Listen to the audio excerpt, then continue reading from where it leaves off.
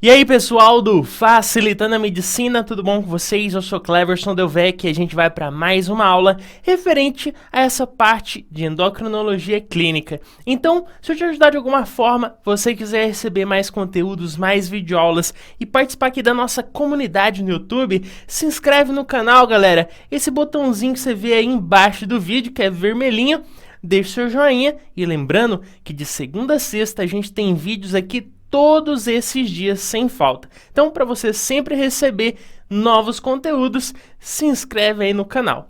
E vamos ao que interessa, né, galera? Hoje vamos falar sobre o que você viu no título, hiperprolactinemia. Galera, o que é essa tal de hiperprolactinemia? Bom, o próprio nome já é meio que sugestivo, né? A gente vê aí uma hiperprolactinemia, ou seja, eu tenho muita prolactina, uma liberação exacerbada de prolactina. Agora, antes da gente saber por que acontece esse problema, a gente tem que saber o normal, ou seja, o fisiológico, como que é o normal, para depois a gente ir para o patológico, diagnóstico, tratamento, fisiopatologia, enfim.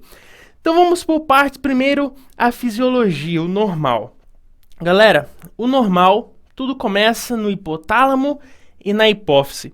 Antes da gente falar de prolactina, a gente tem que saber o funcionamento desse hipotálamo e dessa hipófise. Galera, o normal é que o hipotálamo produza substâncias que induzam a hipófise a produzir outras substâncias. Como assim? Olha aí na imagem. Bom, pegando como referência a produção do nosso hormônio lá da tireoide, a gente vê o hipotálamo, que está liberando o TRH. Esse TRH vai para a hipófise. Nessa hipófise, esse TRH vai induzir a hipófise a liberar o TSH. O TSH vai lá para a tireoide e lá na tireoide esse TSH vai fazer essa tireoide produzir e liberar o T3 e T4, que é o hormônio dessa tireoide. Então, galera, lembre-se, no normal, geralmente o que acontece é que o hipotálamo induz a hipófise a liberar alguma substância, algum hormônio que vai atuar em um órgão-alvo e vai fazer esse órgão-alvo liberar alguma outra substância ou realizar alguma ação. Agora, galera, quando a gente fala de prolactina, o negócio é diferente. Como assim? Olha na imagem. O que a gente falou anteriormente acontece ao contrário aqui. Por quê? Porque ao contrário, o que a gente viu lá anteriormente é que o hipotálamo induz a hipófise, não é verdade? Agora, no caso da prolactina, a hipófise, se deixar, ela produz ali prolactina direto. Porém, o hipotálamo, ao invés de excitar, ou seja, de induzir essa hipófise a produzir prolactina, não, ele faz o contrário. O hipotálamo ele vai restringir, frear a hipófise. Ei, hipófise, para de liberar prolactina ou não libere prolactina. Então, o hipotálamo ele vai fazer o quê? Frear a hipófise nessa liberação de prolactina. E como ele faz isso? Por meio da dopamina. Então, o hipotálamo libera dopamina, essa dopamina atua sobre essa hipófise que vai o quê? Parar de liberar prolactina. Então, galera, esse é o processo fisiológico. Agora, galera, o que seria essa prolactina? Qual a sua ação? Para que ela serve? Bom, quando a gente fala de prolactina, a gente tem que saber que ela vai ter uma ação principalmente nas mulheres, normalmente nas mulheres, na lactação. Ou seja, essa prolactina ajuda no processo de lactação para a amamentação. Também vai ter uma ação de inibir o processo reprodutivo, além também de diminuir o libido, ou seja, a tensão sexual. Então, galera, agora que a gente sabe o fisiológico, né, o normal, já sabe qual a ação dessa prolactina, em que situações, tanto fisiológicas como patológicas, a gente encontra essa prolactina aumentada. Galera, como a gente já falou, essa prolactina tem uma ação fundamental no processo de lactação. Então pensa só, a mulher, principalmente ali no processo de amamentação e até mesmo na gestação que está preparando o corpo daquela mulher para amamentar, é claro que essa prolactina vai estar aumentada. Então a gente pode dizer que durante a gestação e também o momento ali da amamentação, essa prolactina estará aumentada. Agora, em que outras situações pode estar aumentada? Galera, uso de medicamentos. Alguns medicamentos induzem a elevação dessa prolactina. Por exemplo, antipsicóticos, antidepressivos. E geralmente, galera, não que ele induza a liberação e produção de prolactina, mas às vezes eles vão inibir a ação da dopamina. Ou seja, a dopamina que a gente viu anteriormente, que ela é fundamental para quê? Para frear essa hipófise, ou seja, o hipotálamo libera dopamina que atua na hipófise e a hipófise para de liberar a prolactina. Então, alguns fármacos atuam diretamente na dopamina, diminuindo ela, ou seja, diminui a sua concentração. E assim eu vou ter uma hipófise liberando mais prolactina. Então, a gente já viu duas situações, durante a amamentação e gestação e uso de alguns medicamentos. Galera, outra situação aí, agora já mais levando ao lado patológico, a gente pode citar, por exemplo, quando uma pessoa tem alguma disfunção hepática ou renal. Por quê? Porque a gente acaba diminuindo o clearance. Então esse clearance, ele vai ali de certa forma ser diminuído e a concentração dessa prolactina existente vai estar aumentada. Então lembre-se, em uma disfunção hepática e renal, pode sim estar elevada essa prolactina. Outra situação seria quando a gente vê aí um hipotiroidismo. Galera, por que o hipotiroidismo pode levar ao aumento da concentração dessa prolactina ou sua liberação? Simples. Quando a gente tem um problema nessa tiroide, né, um hipotiroidismo, essa tiroide não está liberando o quê? O hormônio tiroidiano. E o que vai acontecer? O que vai acontecer é que a hipófise vai liberar mais TSH.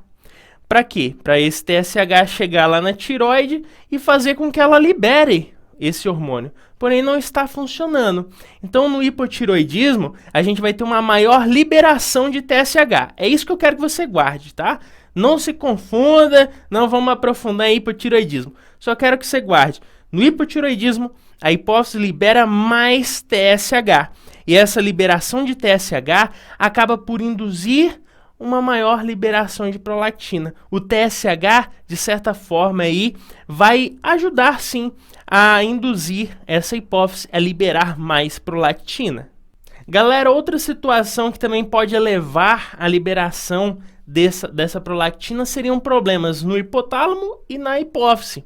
Ou seja, se eu tenho um problema no hipotálamo, de conexão desse hipotálamo com a hipófise, eu vou reduzir o quê? O contato dessa dopamina para inibir a hipófise de liberar prolactina. Então, eu vou ter uma maior liberação de prolactina por essa hipófise. Outra situação seriam tumores não prolactinoma, que, de certa forma, atrapalharia a ação dessa dopamina sobre essa hipófise. Pode ser um tumor, pode ser uma lesão também, ou até mesmo a radioterapia. Então, todo esse conjunto, sim, pode levar ao aumento da liberação de prolactina. Agora, algo que é muito importante a gente saber é o prolactinoma. O que é isso? É um tumor que ele ocorre nessa hipófise, porém ele é secretante, ou seja, ele vai acabar liberando prolactina. E não seria um problema dessa dopamina não conseguir atuar na hipófise. Tumores que são não prolactinomas seria exatamente o que a gente falou anteriormente. A dopamina do hipotálamo não consegue atuar sobre a hipófise. Agora, quando a gente tem um prolactinoma, um tumor granular, né, secretante, aí o problema é que a própria hipófise está produzindo ou está liberando excessivamente essa prolactina. Galera, quais são as manifestações clínicas? A gente pode dividir manifestações clínicas no sexo masculino e no feminino. No homem, a gente pode encontrar o quê? Disfunção erétil, né, impotência, diminuição do libido, ginecomastia, ou seja, formação de seio, né, nesse homem, que não seria o normal. Também infertilidade, hipogonadismo, Também a gente vê uma pessoa anêmica, né, uma diminuição desse metabolismo. Também a gente vai ver nessa pessoa uma galactorreia, além também de perda da massa óssea, ou seja, a gente vai ver aquele paciente mais propenso a fraturas. Já na mulher, a gente vai encontrar uma galactorreia, também uma diminuição desse libido. Então, esses seriam os conjuntos que a gente pode encontrar. Além também que na mulher a gente vê uma total desorganização ou um distúrbio total na menstruação, não é aquela menstruação coordenada, vai estar totalmente modificada. Galera, e o diagnóstico, como que a gente faz? Pela dosagem de prolactina. Agora, a gente tem que descartar alguns fatores. Por exemplo, a gente viu que uma mulher que está na gestação ou amamentando vai ter mais prolactina. Então, a gente tem que destacar. Essa mulher está num período de gestação, né, a gente tem que descartar isso. Agora, também a gente pode, né, falar sobre problemas hepáticos e renais, que a gente viu que também vai ser responsável por aumentar essa prolactina existente.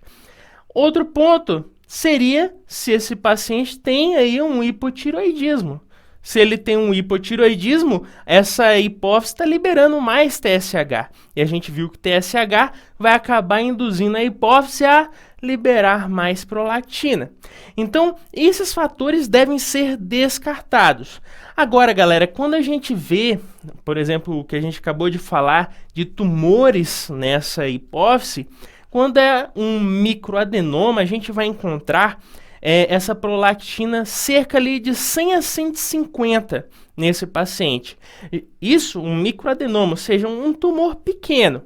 Já quando a gente vê um macroadenoma, essa concentração, ou seja, a presença dessa prolactina pode chegar de 150 até 200, ou seja, um tumor grande, um macroadenoma. Então, galera, a gente pode ver por imagens também. Então, tudo isso seria eficaz para a gente fazer um diagnóstico nesse paciente. Galera, e o tratamento? O que a gente pode fazer para ajudar esse paciente? É simples. A gente tem que ver se ele tem um problema base. Como a gente falou, medicamentos podem induzir ao aumento dessa prolactina.